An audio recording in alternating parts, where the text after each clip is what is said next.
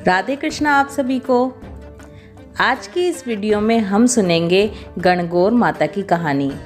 चैत्र के नवरात्रे चल रहे हैं और जब चैत्र के नवरात्रे होते हैं तो तीज वाले दिन गणगौर पूजी जाती है और गणगौर माता की कहानी कही जाती है। गणगौर की इस कहानी को भगवान शिव और माता पार्वती की कहानी भी कहा जाता है। ये अमर सुहाग देने वाली कहानी होती है। गणगौर की कहानी शुरू करने से पहले मैं आपके साथ एक बात शेयर करना चाहती हूँ। कुछ ही दिनों पहले हमने अपने चैनल पर एक वीडियो डाली थी जिसमें मैंने आपको शुद्ध सामग्री हवन कुंड बनाने बताए थे। आप सब लोगों को वो बहुत पसंद आए। हमारे पास बहुत सारे कमेंट्स आ रहे हैं कि ये बहुत ही अच्छे लगे और बहुत से कमेंट ये भी आए हैं कि ये क्या हम आपको उपलब्ध करा सकते हैं। तो जी हाँ, ये बिल्कुल शुद्ध गाय के गोबर से बने हुए हैं। अगर आप ये हमसे लेना चाहते हैं तो आपको बिल्कुल शुद्ध मिलेंगे। उसके लिए आप कमेंट बॉक्स में कमेंट कर दीजिए और फिर उसके बाद मैं आपसे कॉन्टैक्ट करूँगी। चलिए अब कहानी शुरू करती हूँ। एक बार की बात है, भगवान शिव और माता पार्वती दोनों पृथ्वी पर भ्रमण करने के लिए निकले। तब भगवान शिव माता पार्वती से कहने लगे कि हे गौरा, आप 6 महीने वाले रास्ते से चलोगी या फिर 12 महीने वाले रास्ते से। इतना सुनकर पार्वती जी बोली कि हे भगवान, मैं तो 12 महीने वाले रास्ते से चलूँगी। तब शिव जी बोले कि ठीक है। तब शिव जी ने गौरा मैया से कहा कि आप एक वचन दीजिए कि आप पृथ्वी पर लोगों के दुखों को देखकर किसी भी प्रकार की हट नहीं करोगी। तब गौरा मैया ने हाँ कर दी। अब शिव जी पार्वती जी को लेकर 12 महीने वाले रास्ते से चल देते हैं। तब वो रास्ते में देखते हैं कि एक जगह पर एक घोड़ी कष्टा रही थी। उस घोड़ी को बच्चा होने वाला था। वो घोड़ी बहुत ही ज़्यादा दर्द में थी। उसको देखकर और उसकी पीड़ा को देखकर गौरा मैया भगवान शिव जी से पूछती हैं कि हे भगवान, इस घोड़ी को क्या हुआ, ये क्यों कष्टा रही है। तब भगवान शिव कहते हैं कि इसको बच्चा होने वाला है, इसलिए ये इतना कष्टा रही है। ये सुनकर गौरा मैया घबरा जाती हैं और कहती हैं कि माँ बनने में इतना कष्ट होता है। तब तो हे भोलेनाथ, आप तो मेरे गांठ लगा दो, मैं इतनी पीड़ा सहन नहीं कर सकती। तब भोले बाबा ने कहा कि तुम कुछ मत कहो, अभी आगे चलो। तब वो दोनों आगे चल देते हैं। थोड़ी दूर चलने के बाद एक राजा का राज्य आता है। तब वहाँ पर वो देखते हैं कि दूर दूर तक उदासी छाई हुई है। सभी लोग उदास हैं और राज्य बिल्कुल शांत है। तब गौरा मैया शिव जी से पूछती हैं कि यहाँ पर सब इतने शांत क्यों हैं। तब शिव जी वहाँ पर बैठे लोगों से पूछते हैं तो वो लोग कहते हैं कि हमारे नगर की रानी माँ बनने वाली है और वो बहुत कष्ट में है, इसीलिए हमारे नगर में इतनी उदासी छाई हुई है। तब गौरा जी कहती हैं कि हे भोलेनाथ, माँ बनने में इतना कष्ट होता है, तब तो आप मेरे गांठ लगा दो। इस बार तो गौरा मैया शिव जी के पीछे ही पड़ जाती हैं, लेकिन भोलेनाथ उनसे ये कहकर आगे बढ़ जाते हैं कि अगर एक बार गांठ लग गई तो फिर खुल नहीं सकती। और भोलेनाथ आगे चल देते हैं और गौरा मैया उनके पीछे पीछे चलने लगती हैं। इसके बाद वो दोनों आगे चलते हैं तो रास्ते में उन्हें एक गाय मिलती है। वो गाय कष्टा रही होती है। उसे देखकर फिर पार्वती जी घबरा जाती हैं और भोलेनाथ से कहती हैं कि हे भोलेनाथ, माँ बनने में तो बहुत ही कष्ट है, आप तो मेरे गांठ ही लगा दो। इस बार शिव जी पार्वती मैया के गांठ लगा देते हैं। अब वो दोनों आगे बढ़ते हैं। आगे चलने के बाद दोनों एक गांव में पहुंचते हैं। उस दिन गणगौर का दिन होता है। एक बगीचे में बहुत सारी औरतें गणगौर का पूजन कर रही होती हैं। तभी वो औरतें बगीचे में पार्वती जी को देख लेती हैं। पार्वती जी को देखकर वो पार्वती जी के पास आ जाती हैं और उनकी पूजा करने लगती हैं। इस पूजा से पार्वती जी बहुत ही प्रसन्न हो जाती हैं और उन औरतों को सारा सुहाग बांट देती हैं।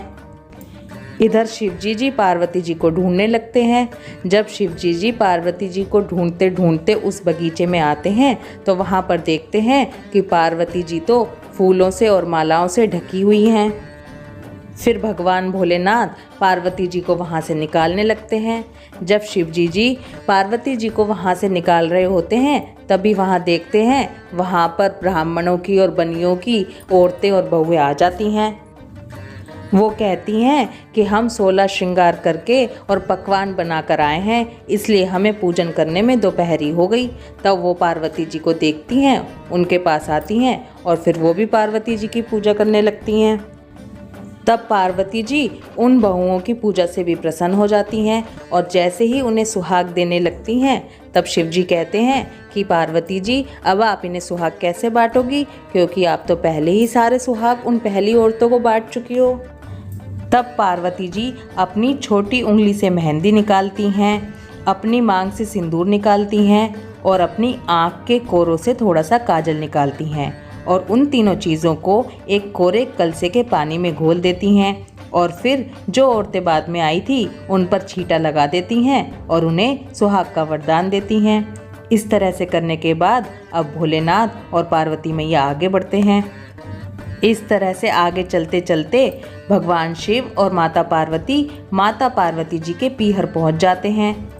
वहां पहुंचने के बाद सब लोग उन्हें देखकर बहुत खुश होते हैं और भगवान शिव और माता पार्वती की खूब आवभगत करते हैं। खूब पकवान बनाए जाते हैं, लेकिन जितने भी पकवान बने थे जब वो भगवान शिव के सामने लाते हैं तो भगवान शिव सारे पकवान खा जाते हैं। तब पार्वती जी सोचती हैं कि अब मैं क्या खाऊं, तो पार्वती जी बथुए का साग खा लेती हैं और पानी पी लेती हैं। दोपहर के टाइम दोनों विश्राम करने के लिए लेटते हैं। तब भगवान शिव माता पार्वती से पूछते हैं कि पार्वती जी आपने क्या खाया, तो पार्वती जी कहती हैं हे भोलेनाथ जो आपने खाया वही मैंने खाया।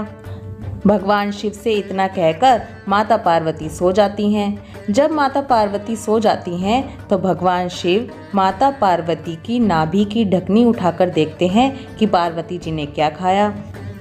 तब शिव जी देखते हैं कि माता के पेट में तो बथुए का साग और पानी होता है।